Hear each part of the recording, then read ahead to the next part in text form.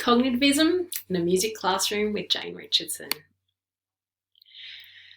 When we take the theory of cognitivism, we take the useful information from the theory that helps guide our knowledge and practice in line with our personal beliefs for teaching.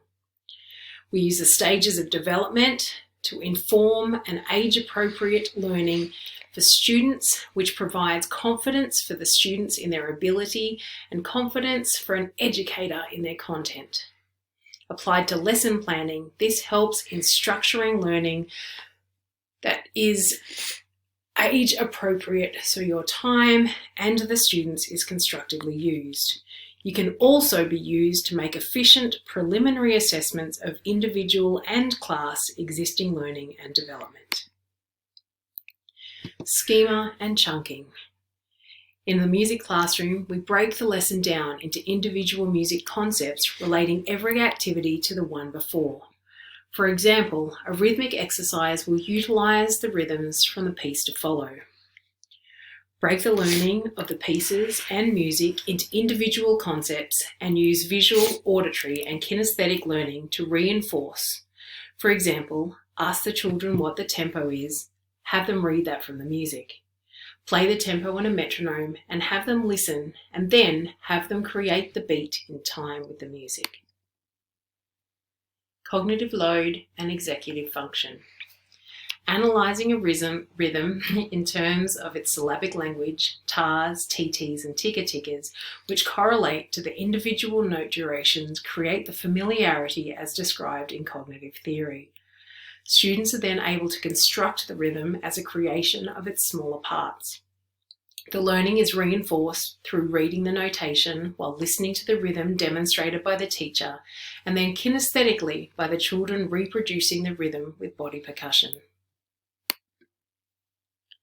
When we look at the information processing model of the brain in relation to Bloom's taxonomy, we are looking at the way in which knowledge is processed within the brain and the system in which students achieve comprehension, application, analysis, synthesis, and evaluation of their learning.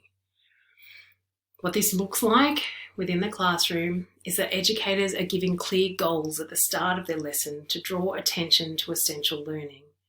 Structured lesson plans with clear intentions to reduce unnecessary cognitive load. Use a variety of teaching strategies to support learning styles and memory retention. Use revision questioning, review and check-in to assess learning stages. Use repetition and rehearsal to maintain the use of working memory and encoding and storing learning, and using revision and rehearsal to strengthen the retrieval process. Metacognition and executive function. Giving children the skills to teach themselves is what metacognition is all about. Empowering students to take ownership of their own learning and experience, and in doing so, the activation of the reward network every time we practice that improves and increases motivation to learn. Through all of this reinforcement in learning, the children's metacognition, or thinking about how to think, is defined by the questions that they begin to ask themselves. What do I know that can make my sound nicer? Was my rhythm correct? And what techniques do I have in my learning to check? What aspects of my action can I focus on for optimal performance? Limitations of cognitivism. Cognitivism doesn't take into account the specifics of a child's family, culture or background, the socioeconomic background, the sex of the child, and whether the child has a disability or condition affecting their learning. Cognitivism also has no acknowledgement of prior learning, what the subjects know from education, from their home or their educational environment. And it is also unknown as to whether the child has been supplied the basic needs and psychological needs described in Maslow's hierarchy.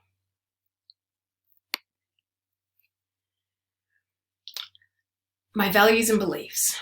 We have a responsibility as teachers to nurture a belief in children that they are capable. I believe that schools should be teaching children about the functions of the brain and the way that it influences how to navigate one with life.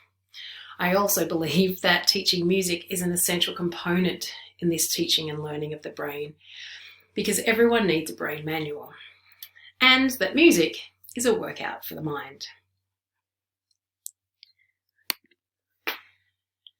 Cognitivism is a practical theory using the knowledge and function of the brain to drive practice in children's learning and retention. Understanding how to best use the knowledge of cognitive theory informs classroom practice, especially in supporting children's learning in the basic stages of Bloom's taxonomy.